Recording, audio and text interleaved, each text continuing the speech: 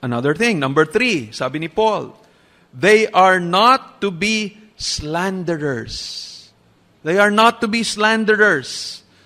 This is very interesting. The word slander here comes from the Greek word diabolos. Yun ang pinanggalingan ng salitang slanderer. Sa Tagalog, diablo. Diabolos. A term used 34 times in the New Testament to describe Satan, the art slanderer. Slanderer means a false accuser, one who falsely accuses and divides people without reason.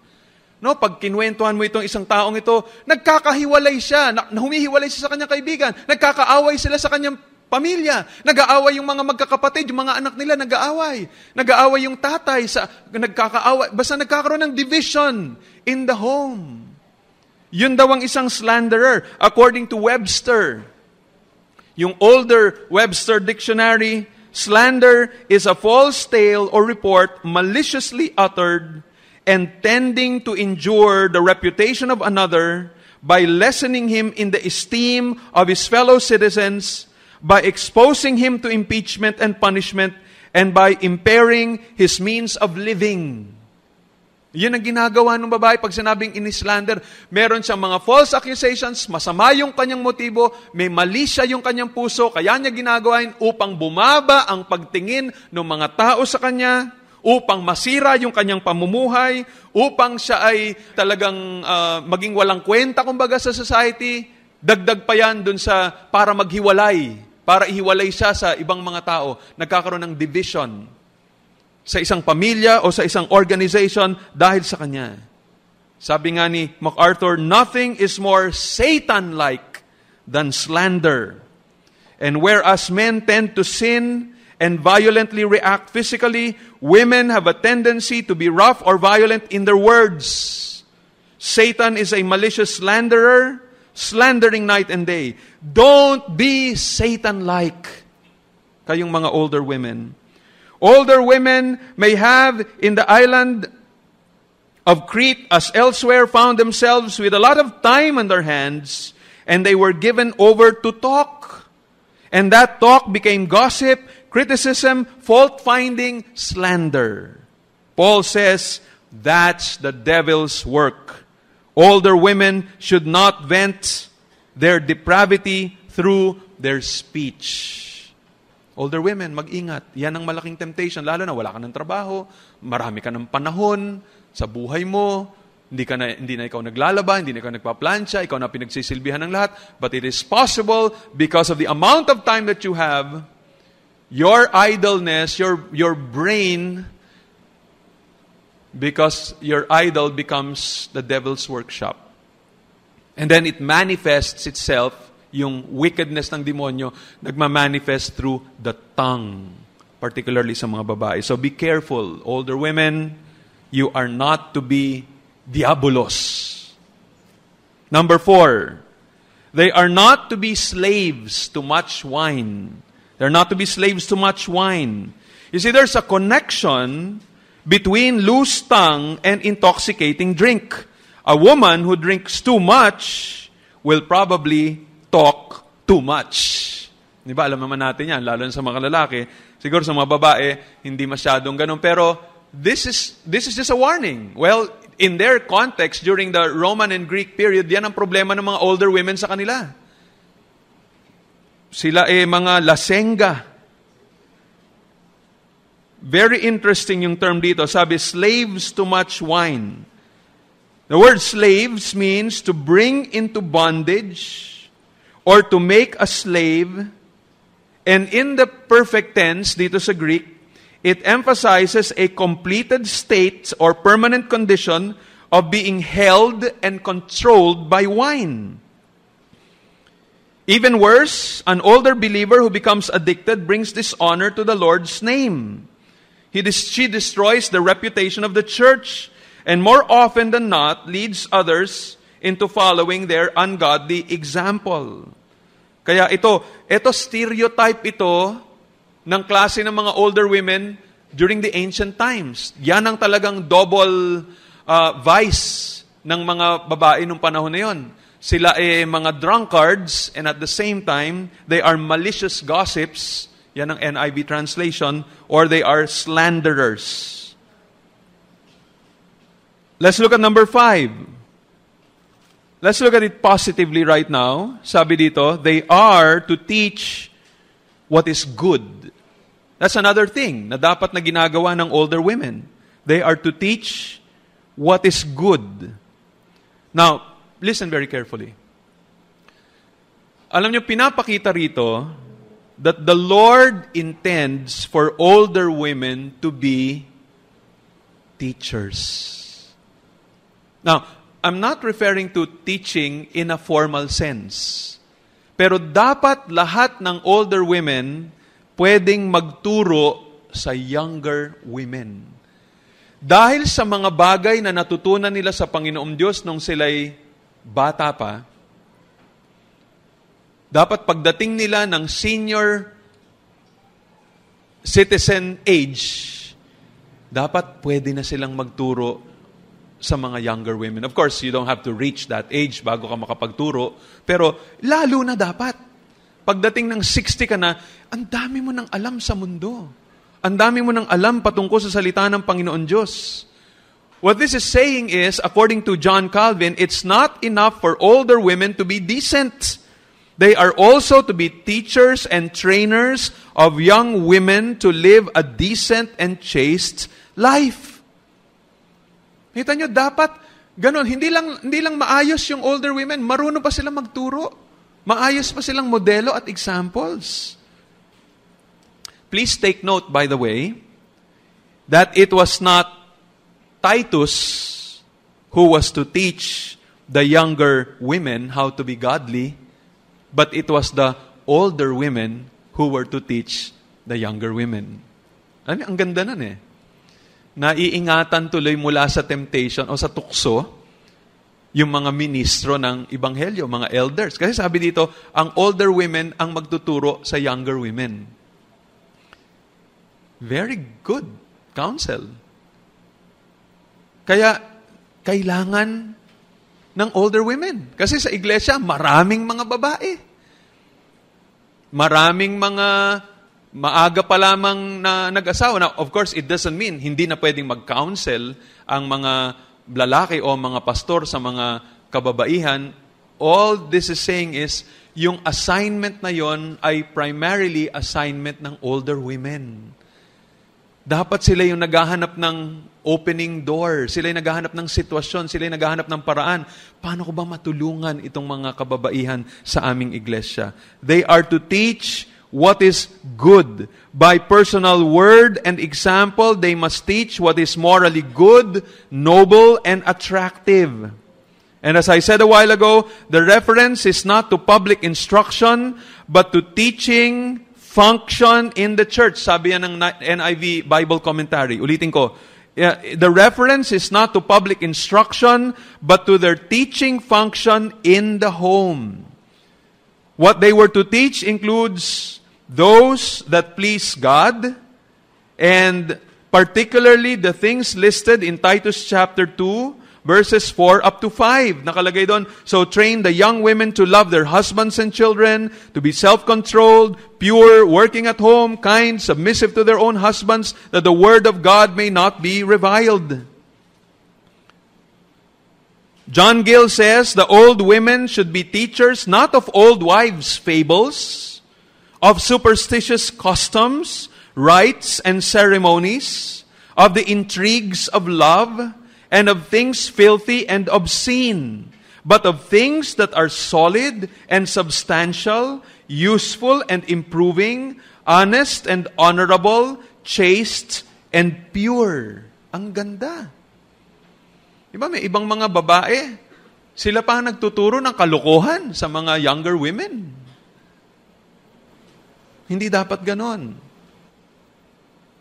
Sila nagtuturo na, hiwalayan mo ni asawa mo. Gayahin mo ako. No, that's not the way it should be. We can be sure na nung sinabi ritong they are to teach, this is not talking of teaching men in the church. No, because that would contradict 1 Timothy chapter 2 verse 12 that says, I do not permit a woman to teach or to exercise authority over a man. Rather, she is to remain quiet. So, dito sinasabi, older women are to teach younger women. Hindi lalaki ka lang tinuturuan. Of course, kung ang pinag-uusapan natin ay yung women teaching kids who are boys, now, pwede yun. Pero pag ang pinag-uusapan natin ay yung general congregation ng mga kalalakihan, women are not allowed to do that. They're not to take leadership positions over men in the church. Let me read to you something. Actually, I don't know kung saan ko to nakuha, but I just got this from one of my old notes and I wasn't able to write down kung saan ko ito nakuha na quotation, but let me just read to you what it says. Sabi doon, the idea in the word teach is not some kind of formal thing. It's not conducting seminars, writing a book, making tapes, holding formal classes. It is the idea of the very life they live becoming a model of a pattern of goodness. Older women, when their children are grown and gone, and they reach the senior years, are not supposed to just wander away from the church and travel around as if they had no responsibility. In their older years, they are responsible to become teachers of the next generation. They do that by mentoring, by discipling, by modeling, by setting the example of godly living with regard to marriage and the family and the home. Ang ganda, oh. Alala ko, noong napunta ako ng Belgium, merong kinukwento sa akin yung mother-in-law ko about yung kanyang amo. Mga 80 mahigit na yon. Siya ay isang Egyptian princess dun sa, na nakatira dun sa Belgium. At talagang walang ginawa kundi pumunta kung saan niya gusto sa buong, dahil marami siyang pera, punta sa ganitong lugar, punta sa ganitong. Yun na lang ang ginagawa buong taon. Parang it's a whole year of partying and going to this or to that place, enjoying life. Now, if you're a Christian and you're an older woman, you must remove that kind of attitude. No, hindi sinabi ng Panginoon, okay, tapos ka nang mag-alaga ng mga anak mo, patay na asawa mo, namatay na lahat ng mga kaibigan mo, malalaki na ang mga anak mo, wala na sila sa bahay mo. Yan, malaya ka na. Pwede ka nang pumunta kung saan mo gusto. Yung mga hindi mo napuntahan, sige, puntahan mo na lahat yun. Enjoy life. Mamamatay ka na eh. So sayang naman, di mo pa napuntahan yung mga yon. Puntahan mo na ngayon habang may natitira pang mga ilang taon sa buhay mo. No, that's not what the Apostle Paul said. Sabi niya, you mentored the younger women. Sayang lahat nitong knowledge mo. Huwag mo uubusin ang natitirang mga taon sa buhay mo, wasting your life. No, use them. Let the remaining years of your life be very productive. Train the younger generation. Yan ang sinasabi sa mga older women sa ating iglesia.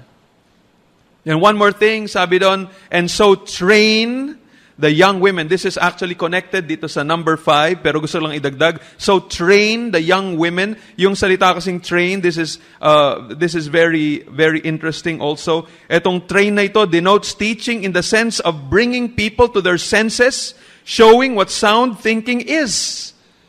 You're going to bring the younger women to their senses. There are many young women, wala sa kanila sarili. They don't know what to do in the home. They want to separate from their spouses, matitigas ang ulo, rebelde sa kanilang mister, walang ginagawa upang tulungan yung kanilang mga anak, palakihin in the discipline and instruction of the Lord. So, ito sinasabi, older women, train them. Teach them, bring them to their senses, show what sound thinking is. Kaya ang ganda na nakalagay sa ibang translations eh.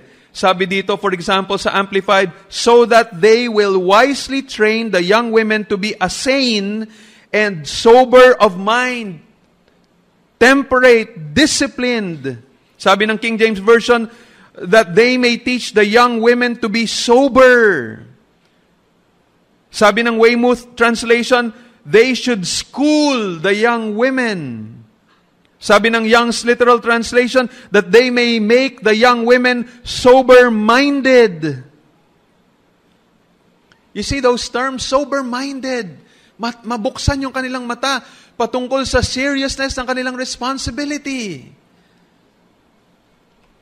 I remember my son asking me yesterday, "Pa, anong trabaho ni Mama?" "Housewife." And then, he kind of expressed a look na parang, housewife lang? I anticipated that at sabi ko, "Anak, grabe ang trabaho ng isang housewife. Kung ikukumpara mo ang isang babaeng nagtatrabaho, 8 hours a day, tumatanggap lang ng sweldo, uwi ng bahay, matutulog, hindi siya maglalaba, hindi siya magluluto, kakain na lang siya, alis ng maaga at ganito. Alam mo anak, mas mabigat ang trabaho ng housewife. Biruin mo anak ko, siyang mag-iisip kung ano kakainin natin, siyang mag-iisip kung paano yung mga damit ninyo, siyang mag-iisip kung paano kaayusan ng tahanan, siyang mag-iisip kung saan ang murang bibilin sa palengke, siyang mag-iisip kung paano kayo alagaan pag kayo may sakit, siyang mag-iisip kung paano suportahan ng mister." Anak, ang bigat ng trabaho ng housewife. Manager yan. Magaling yan na ano. Kung iisipin mo, trabaho na ginagawa ng housewife, napakabigat. Higit pa kaysa sa trabaho ng mga maraming manager ngayon sa kumpanya.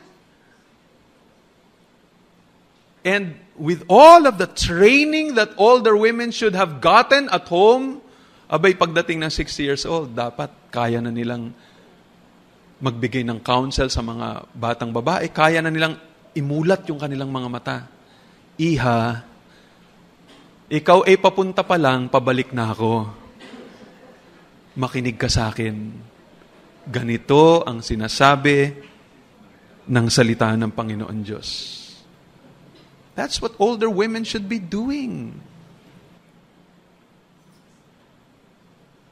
Sabi ng isang Bible commentator, si Constable, sabi niya, "We have bought into the notion that older people have had their day of usefulness and ought to make way for the young." No? Sinasabi, ang mga tao daw ngayon ay dumating na sa kaisipan na pag ikaw ay tumanda, wala ka ng silbi. Dapat mga bata na ngayon ang kumilos. But the principle here is quite the opposite. With age and experience come wisdom. And many older women have discovered secrets of godly living in relation to their husbands, children, and neighbors, and in the workplace that could save younger women a lot of unnecessary grief. And when the unavoidable trials come to the young woman, who better to guide her through than an older sister who has been through it before? Somehow the church must see that younger women have contact with older women. Kayong mga nakababatang mga babae, lumapit kayo sa mga older women. Kausapin niyo sila. Make them your resource speakers, kumbaga. Let them become your teachers. Let them instruct you. Have lunch with them, have dinner with them. Tanong niyo, paano ba mamuhay ng ganito? Of course, don't just pick out any woman, old woman. Di ba? Huwag yung pipili kayo ng babae na hanggang ngayon, parang isip bata pa rin. Akala niya sa kanyang sarili, sexy pa rin. Pag nag-makeup, talagang pagkakapal-kapal, naka-miniskirt pa rin, kahit na labasan na yung mga varicose veins at kung ano. Hindi, wag yung mga older women na yun ang lalapitan ninyo. Yung older women na sinasabi ng Bible. Yan. Yung maayos ang kanilang karakter, yun ang lapitan nyo, yun ang tanongin ninyo. At kay mga older women, nuulit ko, think about the church. Think about the younger women. Be concerned. Be concerned with the younger generation. Habang nagkakaedad kayo, have this mindset, Lord, you are preparing me to become a teacher. Maaring hindi na kayo pwedeng mag-Sunday school teacher, hindi na kayo pwedeng evangelist, hindi na kayo pwede in all of the activities here, hindi na kayo maka-lead in singing dahil nanginginig na yung boses ninyo. Kahit na tingin nyo, nasa tono pa, pero ang dinig ng lahat, sintonado na talaga dahil matanda na kayo, meron pa rin kayong silbi. Meron pa rin kayong paggamit sa Panginoon. And I pray that in our church, God is going to open the eyes of our older women. I pray that in our church, dadami yung mga older women, older men sa ating iglesia na magiging mga modelo sa younger generation. You know, I'd like to give you some idea of the prayer of John MacArthur when he closed yung kanyang message pertaining to this particular passage. Pakinggan niyo, sabi niya, Father, thank you for our time this morning in your word and the wonderful practicality of it. Thank you for the richness this church has in its senior saints. And oh God, how we pray that they'll be the kind of people you want them to be, and that they might bring great stability, great strength and character and wisdom to this congregation, and that you'll give them a ministry in the lives of the youth of this church and those in the middle years, that the lessons that they have learned and the character they have developed can become that which is passed on to the following generations. Preserve your church, Lord, as the older generation who walked with you for so many years pass on the great life-changing truths and their practical implications. Bless this congregation, bless its seniors, and make them all that you want them to be, and will give you praise in Christ's name. Amen. Yan din ang prayer ko at yan din maging prayer natin sa ating mga older men and older women. Sana gamitin kayo ng Panginoon Diyos. Let's come before the Lord in prayer. Panginoon, marami pong salamat dito sa mga practical lessons na ito na inyong pinakita sa amin. Salamat, Panginoon, ang inyong mensahe ay hindi lamang sa mga bata, sa mga young adults. Ang mensahe nyo ay napaka-practical, napaka-specific. Kahit mga matatanda sa amin, meron kayong gustong sabihin. Panginoon, ang prayer po namin, kumilos kayo sa mga may edad sa aming kongregasyon na maaring hanggang ngayon ay hindi paligtas. Lord, iligtas niyo po sila. Maawa po kayo sa kanila, Panginoon. At para po sa mga older men and older women sa congregation ito na matagal nang naligtas at marami ng mga natutunan mula sa inyo, sana po, Lord, itong kanilang store of knowledge and wisdom ay kanilang maipasa sa younger generation. Panginoon, kumilos po kayo. Gamitin niyo po itong mga may edad sa aming kongregasyon, mga senior citizens na mga Kristiyano sa aming iglesia. Gamitin niyo sila upang maging malaking pagpapala sa iglesyang ito. Hindi lamang sa amin, Panginoon, sa lahat ng mga iglesia na nakikinig sa mensaheng ito, Lord, kausapin niyo po sila. Kumilos kayo, Panginoon, upang yung mga may edad, maramdaman nila, meron pa rin silang silbi, importante pa rin sila sa mata ng Diyos. Yung mga nalalabing mga buwan o taon sa kanilang buhay, pwede pang magamit para sa inyong kaluwalhatian. Oh Lord, we pray, move in our congregation and in all true churches, O God. Kumilos kayo. Salamat po, Panginoon. All of these we pray in Jesus' name. Amen.